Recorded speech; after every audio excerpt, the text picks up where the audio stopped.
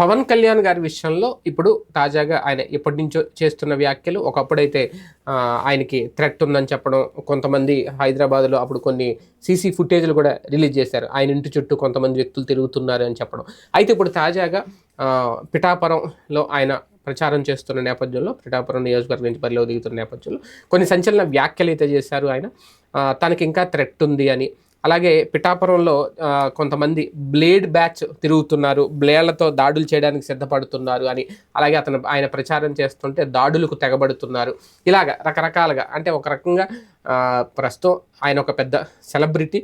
ఆయన cinema hero అంటే ఒక రకంగా రాజకీయ నాయకుడి కంటే ఒక పెద్ద స్టార్ హీరోగానే అందరికీ పరిచయం. ఆయన దగ్గరికి వెళ్ళిపోవాలంటే అంత సాధారణమైన విషయం కాదు, ఎందుకంటే చుట్టూ బౌన్సర్స్ ఉంటారు. అలాగే ఆయనకి అతిపెద్ద ఫ్యాన్స్ ఫాలోయింగ్ మామూలుగా ఉండదు.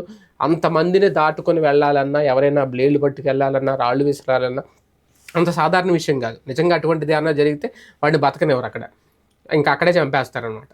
అలా ఉంటుంది. పవన్ కళ్యాణ్ గారికి ఎంత థ్రెట్ ఉందని ఆయన చెప్పుకున్నా, అంత భద్రత, అంత సెక్యూరిటీ అయితే చుట్టూ ఖచ్చితంగా ఉంటుంది. కానీ ఒక రాజకీయ నాయకుడిగా, ఒక పార్టీ అధినేతగా, లేదంటే ఒక స్టార్ హీరోగా ఖచ్చితంగా నిజంగా ఆయనకు ఆ థ్రెట్ ఉంటే ఇమీడియట్గా ఇప్పుడు ప్రభుత్వం ఒక నిర్ణయం తీసుకోవాలని. ఎందుకంటే నారా లోకేష్ గారికి జెడ్ కేటగిరీ భద్రత కేటాయించారు అంటే, మరి పవన్ కళ్యాణ్ గారికి కూడా ఏ జెడ్+ కేటగిరీ సెక్యూరిటీ ఖచ్చితంగా ఇప్పుడు ఈ ఎన్నికల ప్రచారాలు అయ్యే వరకు, ఎందుకంటే ఆయన ప్రజల్లో తిరుగుతారు కాబట్టి ఆ సెక్యూరిటీ, ఆ భద్రత అయితే కల్పించాల్సిన అవసరం ఉందా, ఇదైతే తెర మీదకి వస్తుంది. ఏది ఏమైనా అలాగని చెప్పి ఇప్పుడు ఆయనకు భద్రత లేకుండా అయితే ఏమీ లేదు.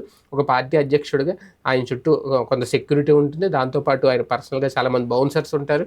ఆయన వాళ్ళందరినీ దాటి వెళ్ళడం అయితే చాలా ఇంపాసిబుల్ అనమాట. కాకపోతే ఒక థ్రెట్ ఉంటుందని మొదటి నుంచి చెప్పడం, ఆయన మళ్ళీ అదే అంశాన్ని రిపీట్ చేయడం, ప్రభుత్వం కూడా దీని మీద ఒక నిర్ణయం తీసుకుంటే బెటర్ ఏమో, ఏ ఇంటెలిజెన్స్.